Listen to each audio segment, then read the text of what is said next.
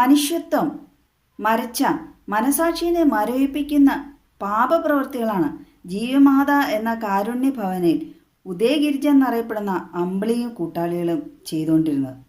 പേര് ജീവമാത, പക്ഷെ ഉള്ള ജീവൻ നഷ്ടപ്പെടുത്തുകയാണ് ചെയ്ത് മനുഷ്യന്മാർ. ലക്ഷ്മിയുടെ അച്ഛൻ പറഞ്ഞത് ഒന്നിടാം, നിങ്ങൾ കേട്ട് നോക്ക്. പത്തനംതിട്ടയല്ലേ ഇത്? ലക്ഷ്മിയുടെ ആരെങ്കിലും ആണോ? ലക്ഷ്മിയോ? ലക്ഷ്മിയുടെ അച്ഛനാ. ലക്ഷ്മി ഉണ്ടോ അവിടെ? ലക്ഷ്മി മരിച്ചുപോയി. എങ്ങനെ എങ്ങനെ ലക്ഷ്മി മരിച്ച അറിയില്ലേ? ഇല്ല. അടൂരാണ്, അടൂര്. അവിടുന്ന് അവിടെ വിട്ടതാ. ഞങ്ങൾ കോട്ടയത്തായിരുന്നു മെഡിക്കൽ കോളേജിൽ. അവിടുന്ന് പിന്നെ അസുഖം പോയപ്പം ജീവമാതാക്കാർ കൊണ്ടുപോയി. ജീവമാതയിൽ കൊണ്ടുവന്നിട്ട് അവിടെ പെണ്ണുങ്ങൾ മാത്രമേ ഉണ്ടായിരുന്നു. അവര് കുഞ്ഞിനെ നോക്കിയൊന്നുമില്ല. അവിടെ കണ്ട് വീഡിയോ പോയി. പിന്നെ അസുഖമായിട്ട് ഞാനപ്പം വീട്ടിൽ വന്നായിരുന്നു. വീട്ടിൽ നിന്ന് വന്നിട്ട് അവിടുന്ന് റാണി ഹോസ്പിറ്റലിൽ കൊണ്ടുപോയി. 10 ദിവസം ബ്ലഡ് ഒന്നും ഇല്ലായിരുന്നു.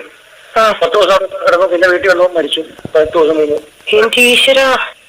ഈ ഓണമാകുമ്പോ 3 വർഷമാവും. ഞാൻ ആ കുട്ടിക്കും കൂടി വേണ്ടിയാണ് ഈ കേസ് കൊടുത്തത്. എന്നിട്ട് ഒരു 24 വയസ്സുള്ള പെൺകുട്ടിയാണ് അവള്. ഇത് കൊണ്ടൊന്ന് മെഡിക്കൽ കോളേജിൽ കാണിക്കണം. ഇത് മാറുന്നതാണ് കേട്ടോ. ഇവിടെ കിടന്നൊന്നും ആരും നോക്കത്തില്ല. ഇച്ചിരി ചൂടുവെള്ളം ഉപ്പിട്ട് പിടിക്കാൻ ഞാൻ പറഞ്ഞിട്ട് പിടിച്ചോ? നമ്മൾ ചോദിക്കുന്ന മുമ്പ് നമ്മളടുത്ത് ദേഷ്യപ്പെടുകയാണ് ചെയ്യുന്നത്. നമ്മൾ എന്തെങ്കിലും ചോദിക്കുമ്പോൾ അവര് ദേഷ്യപ്പെടുന്നു. നമുക്കൊന്നും ചെയ്യാൻ പറ്റത്തില്ല. നല്ല ഭ്രമമായി ഒരുമാതിരി ആയിട്ടുണ്ട്. ഉദയഗിരിജയുടെ ഈ ജീവമാത സ്ഥാപനത്തിലെ ഒരു അന്തേവാസിയായിരുന്ന ലക്ഷ്മി എന്ന മകള് പട്ടിണി കിടന്ന് മരിച്ചു. അവിടുത്തെ ഈ സ്റ്റാഫായ സന്ധ്യ പല്ലവി അവരുടെ ചാനലിൽ അതിനെക്കുറിച്ച് വീഡിയോ ഇട്ടിട്ടുണ്ട്. അവർ അത് തെളിവായിട്ട് അന്ന് വീഡിയോ എടുത്ത് അവർ ഇപ്പോഴും സൂക്ഷിച്ചു. അവർ ഡിലീറ്റ് ചെയ്യുക. അതാണ് ദൈവത്തിൻ്റെ ഒരടയാളം എപ്പോഴും കാണുന്നതാണ്. എന്ത് തെറ്റ് ചെയ്താലും ആ കുട്ടീനെ ആശുപത്രി കൊണ്ടുപോകാതെ, ആ കുട്ടീനെ വേണ്ട രീതിയിൽ പരിചരിക്കാതെ അത് രക്തം വറ്റി മരിച്ചു എന്ന് പറയുമ്പോൾ നമ്മുടെ മനസാക്ഷി പോലും മരവിക്കുകയല്ല, വറ്റിപ്പോവുകയാണ്. ആ കുട്ടിയുടെ അച്ഛന് നോക്കാമായിരുന്നില്ലേ എന്ന് ചോദിക്കും. എന്തെങ്കിലും കുഴപ്പമുള്ളതുകൊണ്ടായിരിക്കുമല്ലോ അദ്ദേഹം ഇങ്ങനെയുള്ള ഒരു അനാഥ മന്ദിരത്തിൽ കൊണ്ടുപോയി ആ കുട്ടി വിട്ട്. ആദ്യം ആ കുട്ടി മര്യാദയ്ക്കുള്ള സ്ഥലത്തായിരുന്നു ഇരുന്നത്. ഈ ഉദയഗിരിജയുടെയൊക്കെ എന്തോ നിഗൂഢമായ ലക്ഷ്യം കൊണ്ട് ആ കുട്ടീനെയൊക്കെ പിടിച്ചു പറിച്ച് കൊണ്ടുവന്ന് അവരുടെ സ്ഥാപനത്തിലാക്കി. ലക്ഷ്മിയെ പോലെയുള്ള സഹതാപം കൂടുതൽ അർഹിക്കണവർ ഈ ജീവമാതയിലേക്ക് വന്നാലാണല്ലോ ഉദയഗിരിജയ്ക്ക് ഒക്കെ മുതൽക്കൂട്ടാവുള്ളൂ, സാമ്പത്തികമായിട്ട് കൂടുതൽ മുന്നേറാൻ പറ്റുള്ളൂ.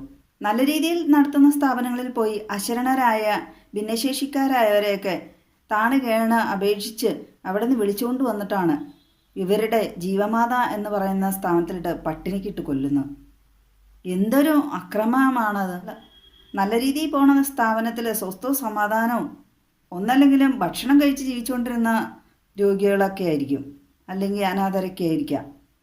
അങ്ങനെയുള്ളവരെ കൊണ്ടുവന്ന് എന്തിനാണ് ഇത്ര ക്രൂരമായി കൊന്നുകളയുന്നത്?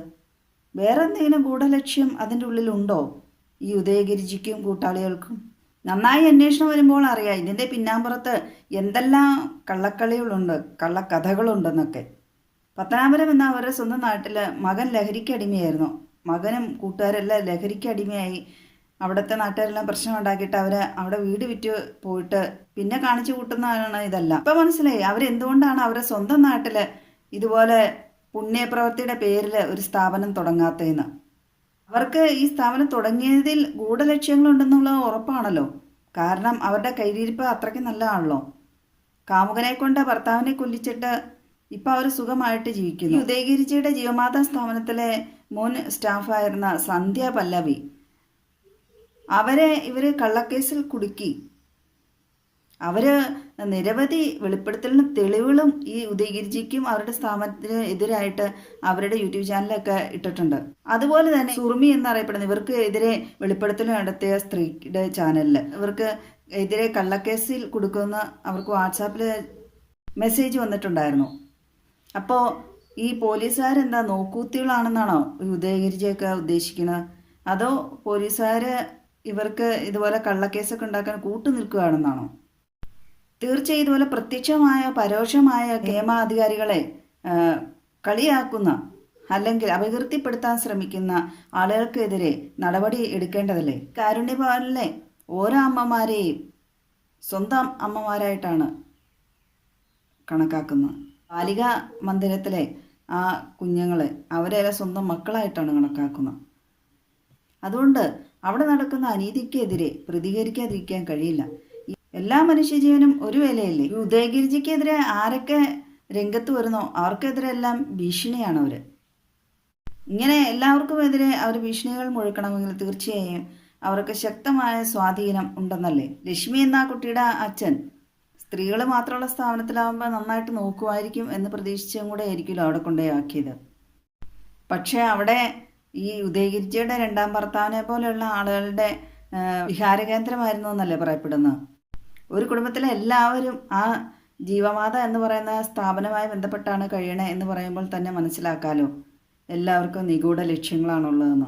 കേട്ടറിവ് മാത്രമുള്ള ഉദയഗിരിജിയുടെ ഈ സ്ഥാപനത്തെയും ആ ഉദയഗിരിജിയുടെ പ്രവൃത്തികളെ പറ്റിയൊക്കെ കേൾക്കുമ്പോൾ മറ്റുള്ളവർക്ക് ഇത്രയധികം രോഷവും മാനസിക പ്രയാസം ഉണ്ടാക്കുന്നുണ്ടെങ്കിൽ അവിടെ താമസിക്കുന്ന അന്തേവാസികളുടെ അവസ്ഥ എങ്ങനെയായിരിക്കും? അവരുടെ മാനസിക ബുദ്ധിമുട്ട്, അവരനുഭവിക്കുന്ന പീഡനങ്ങൾ, ഭൂമിയിലെ നരകത്തിലായിരിക്കുമോ അവരൊക്കെ ഇപ്പോൾ ജീവിച്ചുകൊണ്ടിരിക്കുന്നത്? ഉദയഗിരിജി സ്ഥാപനം ഏറ്റെടുക്കുന്നതിന് മുമ്പ് നല്ല രീതിയിൽ വേറെ ആളുകളാണ് നടത്തിക്കൊണ്ടിരുന്നത്. അതിൽ നിന്ന് മാറ്റിയാണ് ഇത്ര ക്രിമിനലായ ഈ ഉദയഗിരിജിക്ക് ഈ സ്ഥാപനം ഏൽപ്പിച്ചത്. ഉദയഗിരിജിയുടെ അഭിനയത്തിൽ അത് ആ സ്ഥാപനം ഏൽപ്പിച്ചവരും പെട്ടുപോയിരുന്നിരിക്കാം.